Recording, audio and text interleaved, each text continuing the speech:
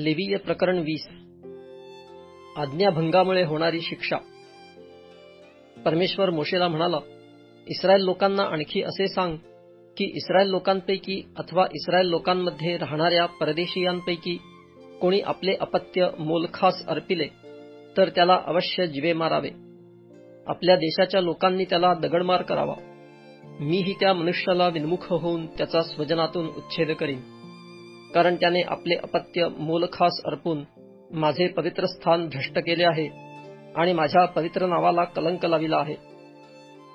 मोलखाला आपले अपत्य अर्पिण्याकडे देशाचे लोक डोळेझाक करून त्याला जिवे मारणार नाहीत, तर मी त्या मनुष्याला व त्याच्या कुटुंबाला विन्मुख होऊन त्याचा व जे कोणी त्याला अनुसरून व्यभिचारी मतीने मोलखाच्या नादी लागतील त्या सर्वांचा स्वजनातून उच्छेद करीन.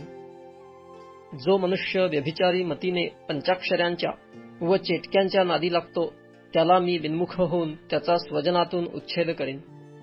म्हणून तुम्ही आपणास पावन करून पवित्र व्हा, कारण मी परमेश्वर तुमचा देव आहे. तुम्ही माझे विधी मान्य करून पाळा. तुम्हाला पवित्र करणारा मीच परमेश्वर आहे. आपल्या बापाला अथवा आईला जो शिव्या शाप देईल त्याला अवश्य जिवे मारावे.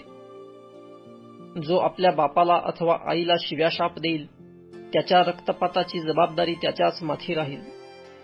जो दुसऱ्याच्या बायकोशी व्यभिचार करीतो, म्हणजे आपल्या शेजाऱ्याच्या बायकोशी व्यभिचार करीतो, त्या जाराला व त्या जारिणीला अवश्य जिवे मारावे.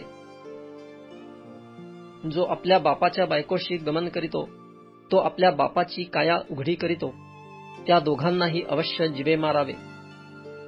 त्यांच्या रक्तपाताची जबाबदारी त्यांच्याच माथी राहील.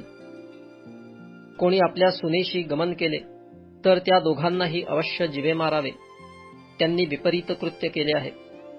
त्यांच्या रक्तपाताची जबाबदारी त्यांच्याच माथी राहील. कोणी पुरुषाने स्त्री गमनाप्रमाणे पुरुषगमन केले तर ते त्या दोघांचे अमंगळ कृत्य होय. त्यांना अवश्य जिवे मारावे. त्यांच्या रक्तपाताची जबाबदारी त्यांच्याच माथी राहील. एखादी स्त्री व तिची आई ह्या दोघींना कोणा पुरुषाने ठेविले तर तो अतिदुष्टपणा होय.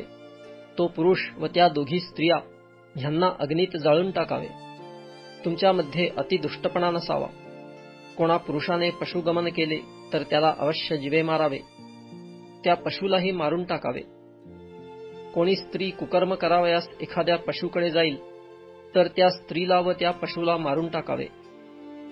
त्यांना अवश्य जिवे मारावे. त्यांच्या रक्तपाताची जबाबदारी त्यांच्याच माथी राहील. कोणी आपल्या बहिणीला, मग ती त्याच्या बापाची मुलगी असो अथवा त्याच्या आईची मुलगी असो, आपली बायको करून घेऊन तिची काया पाहिल व ती त्याची काया पाहिल तर हा निंद्य प्रकार होय. त्यांच्या भाऊबंदांच्या देखत त्या दोघांचा उच्छेद करावा. त्याने आपल्या दुष्कर्माबद्दलची शिक्षा भोगावी.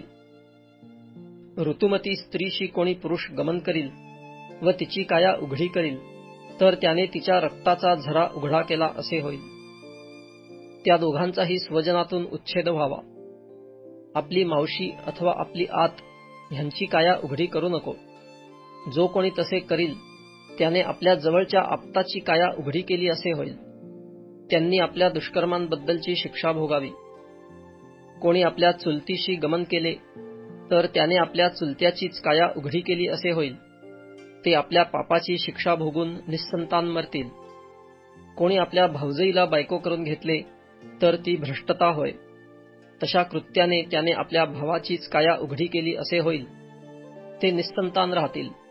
म्हणून तुम्ही माझे सर्व विधी व माझे सर्व नियम मान्य करून पाळावे, म्हणजे ज्या देशी वसाहत करण्यासाठी मी तुम्हाला घेऊन जात आहे तो तुमचा त्याग करणार नाही. ज्या राष्ट्रांना मी तुमच्या पुढून घालवून देणार आहे त्यांच्या चालीरीतींचे तुम्ही अनुकरण करू नये. त्यांनी असली सर्व कृत्ये केली म्हणून मला त्यांचा तिटकारा आला आहे. त्यांचा देश तुमचे वतन होईल. ज्यात दुधामधाचे प्रवाह वाहत आहेत असा देश तुमच्या ताब्यात देईन असे मी तुम्हाला सांगितले आहे. तुम्हाला इतर राष्ट्रांपासून वेगळे करणारा मी परमेश्वर तुमचा देव आहे. म्हणून तुम्ही शुद्ध व अशुद्ध पशु आणि शुद्ध व अशुद्ध पक्षी ह्यांच्यातील भेद पाळावा. आणि जो कोणताही पशु, पक्षी अथवा जमिनीवर रांगणारा प्राणी मी अशुद्ध ठरवून तुमच्यापासून दूर ठेविला आहे त्याच्या योगे तुम्ही आपणाला अमंगळ करू नये.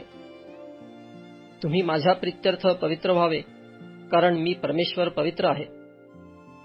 तुम्ही माझेच असावे म्हणून मी तुम्हाला इतर राष्ट्रांपासून वेगळे केले आहे. कोणी पंचाक्षरी अथवा चेटूक करणारा असला, मग तो पुरुष असो किंवा स्त्री असो, त्यांना अवश्य जीवे मारावे, त्यांना दगडमार करावा. त्यांच्या रक्तपाताची जबाबदारी त्यांच्याच माथी राहील.